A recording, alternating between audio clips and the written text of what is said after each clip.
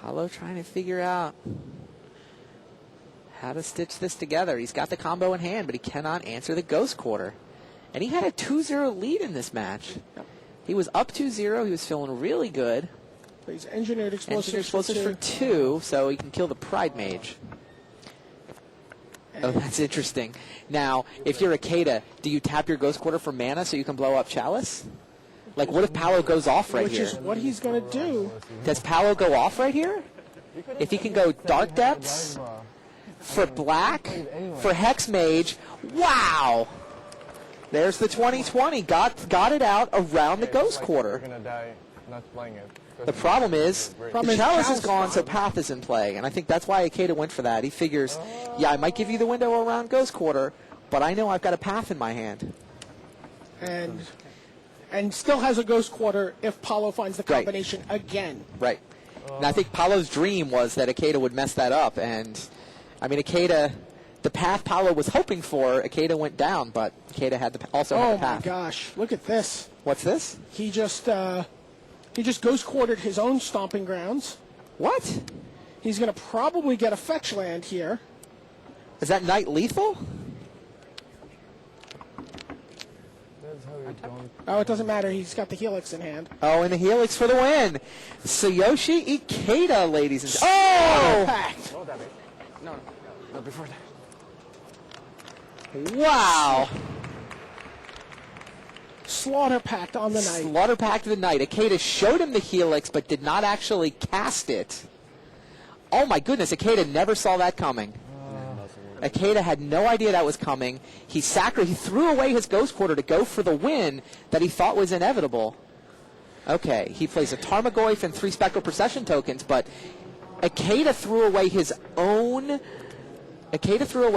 ghost quarter to go for a win. Couldn't think of a way for Paulo to get around it, but Paulo was holding Slaughter Pact, pays it for 0. Now, of course, he doesn't want to lose the game, so he has to pay for the Slaughter Pact here. And Vendilion Click. Vendilion Click, you see Helix and... To throw away the Helix. Why did IKEDA not play the Helix exactly? Not sure. IKEDA, yeah, he's just kind of lost track of what's going on. But he wins anyway. Wow. Got the wry smile from Paulo. IKEDA flashed to the otherworldly journey that he drew off the top. So TSUYOSHI IKEDA is through to the semis. Comes all the way back. Paulo took a 2-0 lead, but it's IKEDA who's through to the semis. And wow, yeah, just stares at the table. He got away with one there. Paulo did everything he possibly could with a 5-card hand to start the 5th game. Yes. And unfortunately for Paulo, he makes yet another quarterfinal exit from the Pro Tour Sunday stage. He played great. I mean, he acquitted himself admirably. He did everything that he could. Didn't see anything wrong with the way that he played it, but he can't catch a break on Sunday. And no slight intended here to TSUYOSHI IKEDA at all, but I think I heard 6 sighs of relief from the other players in the feature match arena, because, I mean... Nobody wants to play Paulo. Paulo is certainly the most experienced player in that group in terms of playing on Sunday. Yeah, it's true. Absolutely true. So, IKEDA... 3-2 over Paulo VITOR DAMO ROSA. Paulo hangs out in 7th in the Player of the Year race, almost certainly. We both have 7. So, now, meanwhile, Brian KIBLER attempting to do exactly what IKEDA just finished, attempting to come all the way back against an opponent that took a 2-0 lead. Both players have kept their 7-card hands. Tendo Ice Bridge for Van off the top, and KIBLER ghost quarters it away. Those are effectively strip mines because Van has no basic lands anywhere in his deck. Van's got the Hypergenesis combo, plays Reflecting Pool. KIBLER has got a Zoo deck. Got another ghost quarter, 2 strip mines off the top. And remember, but Van's drawn a bunch of land. Only 22 in his deck, so this is a land-heavy draw. Remember, just kind of what he needed. Brian KIBLER brings in 4 additional lands in this match. 5. I removed the bridge. Four, yeah. 3 ghost quarters and the white-blue land. So he can afford to throw away those ghost quarters. He plays more land. He sideboards in more land. He thought he'd be able to strip mine here a couple of times. Noble Hierarch, attack for 2. That's not the most exciting play. That is not a Blood Moon. No, KIBLER wanted Blood Moon. As Van goes straight to 3, he played 5 consecutive lands, 5 of his 22. Does he have the Cascade spell that he needs? Yes, Demonic Dread. So Evangelos Papatsaroukas. That's pretty good. Looks like he gets to go off. He says he's got a Progenitus. Cascades into Hypergenesis. That's a lot of land. I mean, Kibler's plan was a good plan, but was unable to blow up enough lands to deny Van this Hypergenesis into Progenitus. You certainly have to keep a 2-strip mine hand in the yeah. matchup. Oh, absolutely. But yeah, what he wanted to do was to follow up with either a Meddling Mage or a Blood Moon, and he was not able to do it. Right. You would rather have a strip mine Blood Moon hand. Yeah, strip mine Blood Moon, sure. So there's Progenitus. Brian has... Oh, he had the Meddling Mage, but he didn't have the blue-white. And here's Angel of Despair in addition to Progenitus. What does Brian play? A second Meddling Mage. 2 Meddling Mages, but his blue... He didn't have a blue land or a white land. Oh, my goodness. 3 different Meddling Mages. Okay.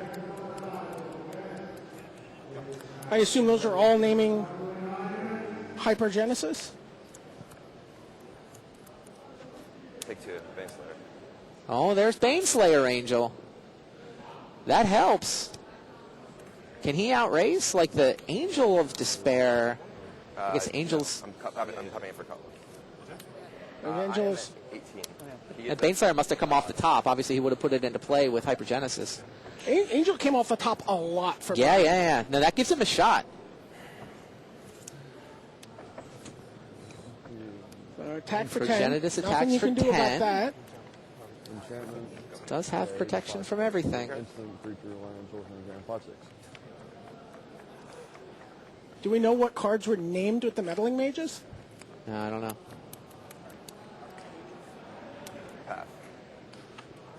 Paths away the Angel. How much? 5? Oh, he attacks with just the Angel because he wants the double Exalted. So he gains 7. Wow, he may actually win this race. 5. Progenitus cracks back for 10. That drops Kibler to 5, 12. but he's going to be able to attack for 7 up to 12.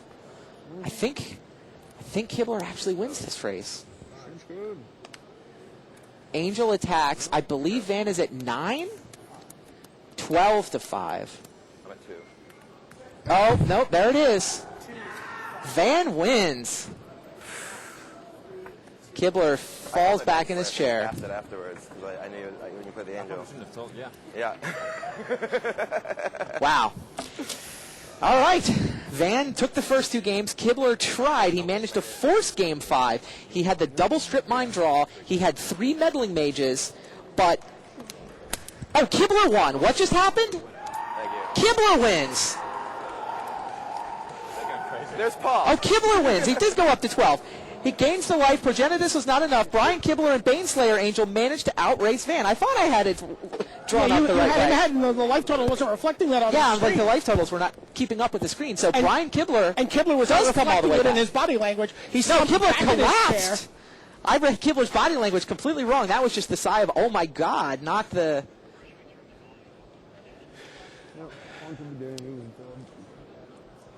Yeah, Progenitus knocks to 2, but Baneslayer is able to crack back for the win. Wow.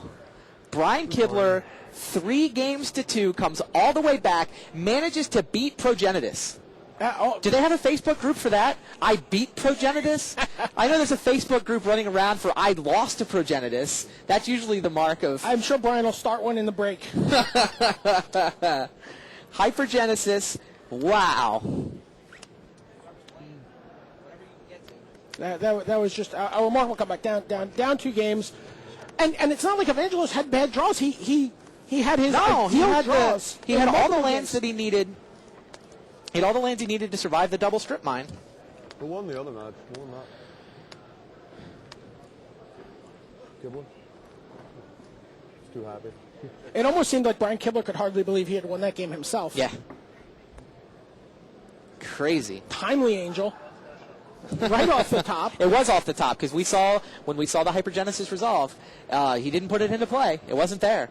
Baneslayer Angel came off the top. Wow, unbelievable. All right, now what? Hunter Burton versus Yuuya Watanabe. That's the match we are looking at right there. Hunter Burton on the right of your screen. He's from Fort Worth, a couple hours away. He's got a zoo deck with Molten Zoo. He's up 2-1. On the left of your screen, the hottest player in the game right now, Yuuya Watanabe. 3 consecutive Grand Prix top 8s. Now, his first Pro Tour top 8. He was Rookie of the Year 2 years ago. Did not, why does he follow that up? He said he was going to follow it up with Player of the Year. Well, he didn't pull that off last year, but maybe he was just 1 year behind on his goal setting. He was part of the team at Worlds last year for Team Japan. Dominated Grand Prix competition. Oh, yeah. I mean, the run he's been on the Grand Prix level has been outstanding. Came into this tournament with a slight lead in the Player of the Year race, thanks to winning the last Grand Prix. Now, having made this top 8, he's got a little bit bigger lead in the Player of the Year race, although Martin Yuza is hot on his heels. And depending on how the two of them finish up here, Yuza could actually have the lead by the time the dust settles a couple hours from now. The bad news for Watanabe is that he's down 2-1. There's a Gaddock Teague in play, which means no Dread Return is not... Yeah, Dread Return has been taken out of play, and Repeal as well, right? Or that he doesn't have Repeal, that's the other deck. Oh, Yuza has forced Game 5. Yuza evens it 2 games apiece. Yep. That Game 5 could be a good one. There's a lot on the line in that one. Yeah, Martin particularly happy if Hunter Burton can win this. That does open up the door for him to catch Watanabe in the Player of the Year race before the dust settles here. Saxon Narcomoeba to drown Rusalka. Oh, yeah. Makes a handful of tokens. Bridge from Below says whenever a creature goes into your graveyard from play, you get a 2/2 zombie. Whenever a non-token creature, you get a zombie. So that's what's fueling Watanabe's engine.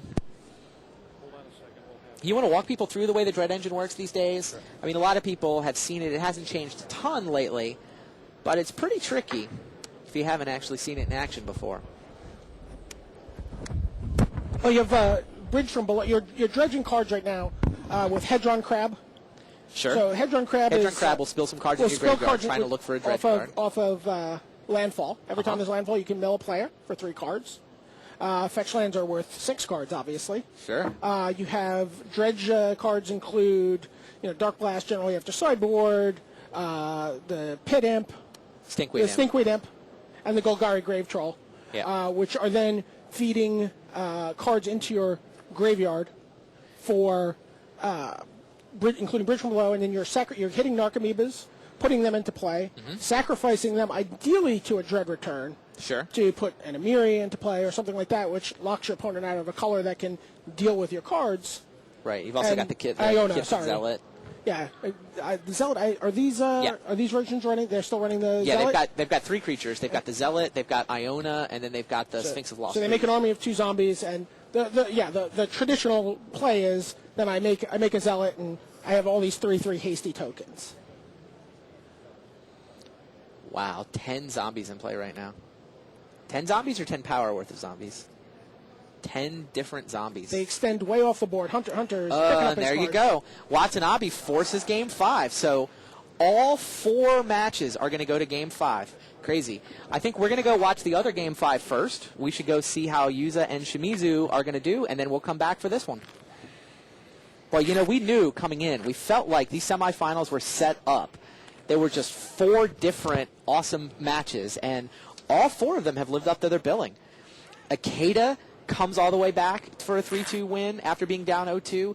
KIBLER comes all the way back for a 3-2 win after being down 0-2. And now Watanabe down 2-0 and has come back to force Game 5.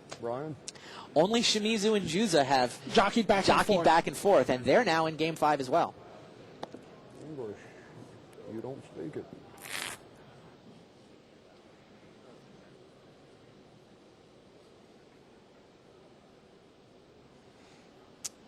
All right. Watanabe studies his sideboard, thinks about how he wants to play Game 5.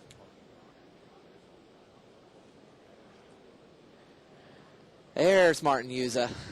He's shuffling. Naomi Shimizu is looking down. Martin YUUYA, Czech Republic, 6th in Berlin. That was his previous Pro Tour top 8. He's got a couple of Grand Prix runner-up finishes and very much in the thick of the Player of the Year race. Making this top 8 has leapfrogged the competition. He's now 2nd place.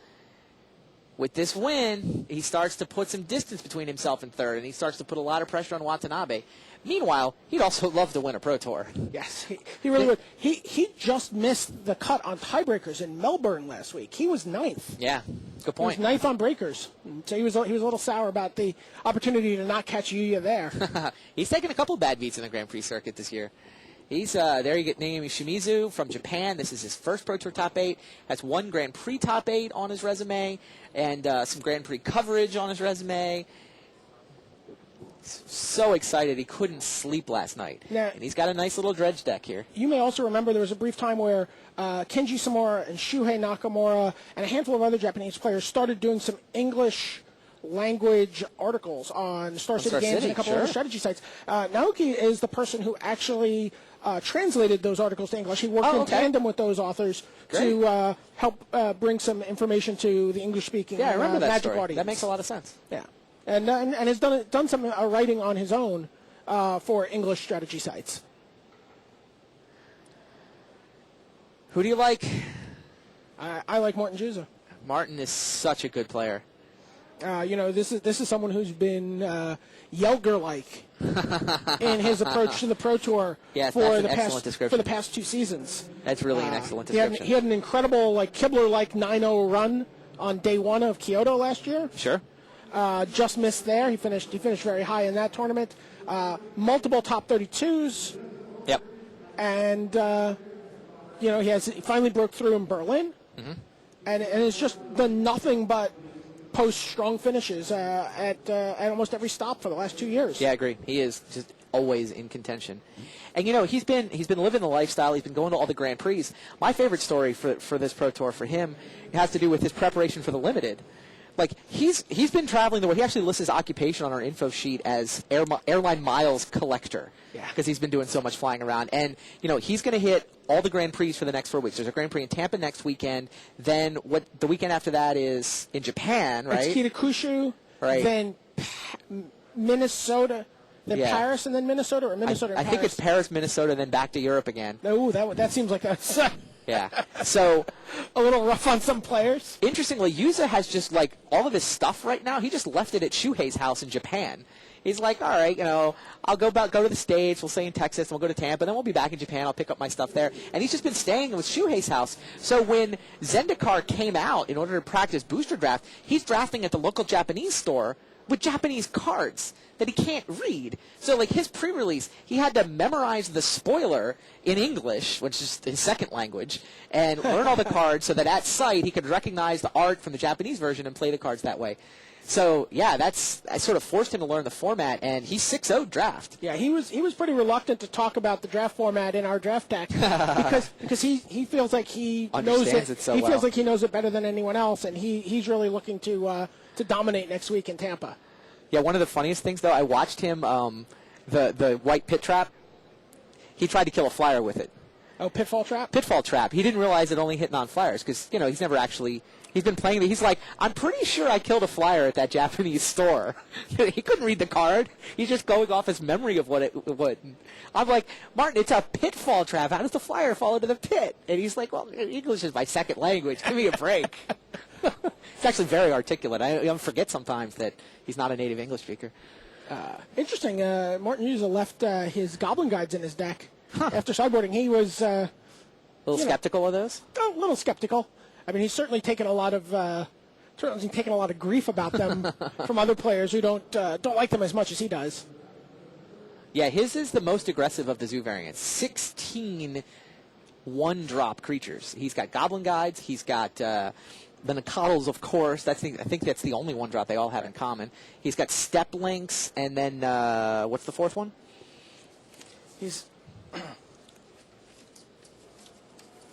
He doesn't have Mog Fanatics. He has Kurt Apes, Goblin Guides, Step Links, and Wild Nacatls. Right. So does not have the Hierarchs either that KIBLER has. He also has 21 lands in his deck. 14 of them are fetch lands. There's only 7 lands that tap for mana? His fetch lands outnumber his mana-producing lands 2 to 1. 14 and 7, huh? And those fetch lands, the step links in particular, that makes those fetches outstanding. All right, here we go. Shimizu leads off with comes into play tap land, Watery Grave.